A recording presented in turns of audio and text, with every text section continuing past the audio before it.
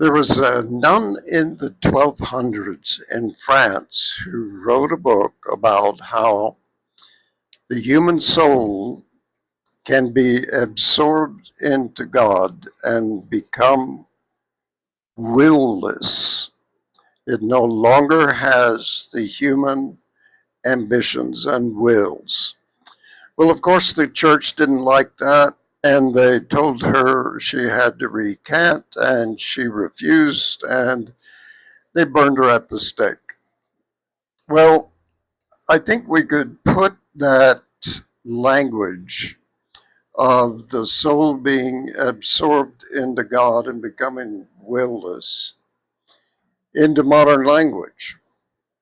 And I think what happens to some people when they give up the ambitions of the ego and the worldly um, concerns that we're brought up to concentrate on, another voice starts to appear. And it's not a familiar voice. It lives inside of us. And some people might identify that as the voice of God, but I think we all have it. And we all have this instinct of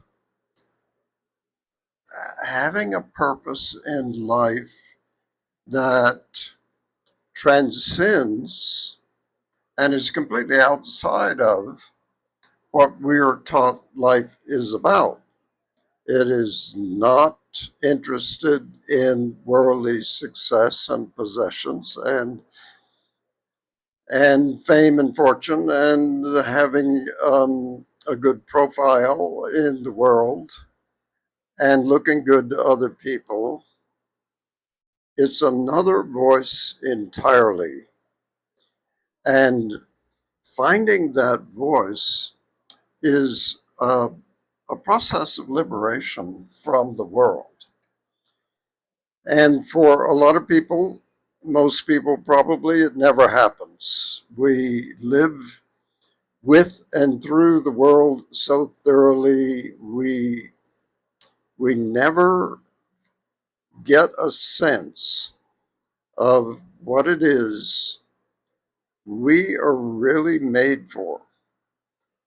And that's why I keep talking about artists, because especially in our society, those people have to um, they have to go their own path, and there are renegades in a sense. Um, they don't subscribe to anyone else's agenda or commands. They they really are listening to some voice inside them. And that sounds very romantic, but it's not. It's basically just a process of sensitive listening. That's rare in our world. It's not something that we're taught very much about. We never run into that as a practice or an idea in school and our education. And even in our religion, we are told what to believe, told what to do, told what to think. And the really spiritual people are probably detaching from that way of life and listening to that inner voice. The inner voice knows things. And I'm not going to say it's the voice of God, but think about it. We are all made by some force that we know is greater than we are, and something is going on here that we don't quite understand, and we adopt a lot of beliefs and credences and assumptions and ideas and formulas that are half-baked. They come from a much more abstract human uh, way of formulating things, and that inner voice is different. It is sensing some deep purpose that we have, some deep meaning, something that is connected to something eternal.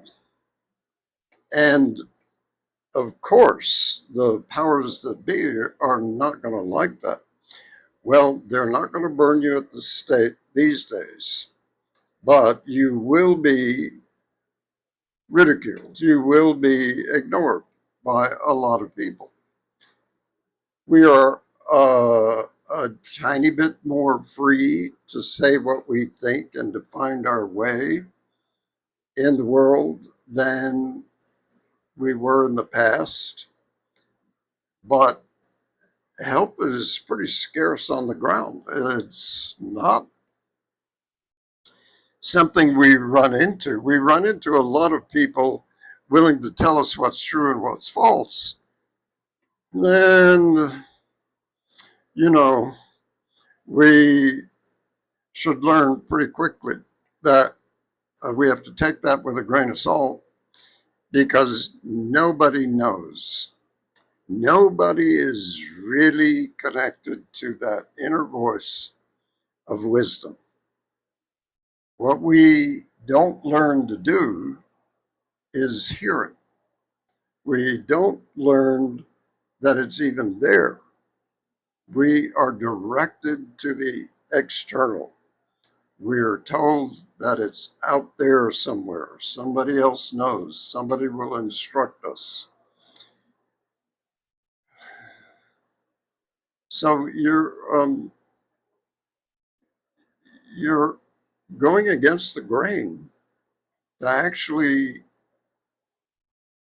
listen to what it is that inner voice has to say. But it is something we could all benefit from, even in this modern world, even in this busy lifestyle. If we could put aside some time to devote ourselves to that inner voice, and it can be done a million different ways. It doesn't have to be sitting down and meditating and breathing a certain way or anything like that. It can be just listening. So that's my subject for tonight.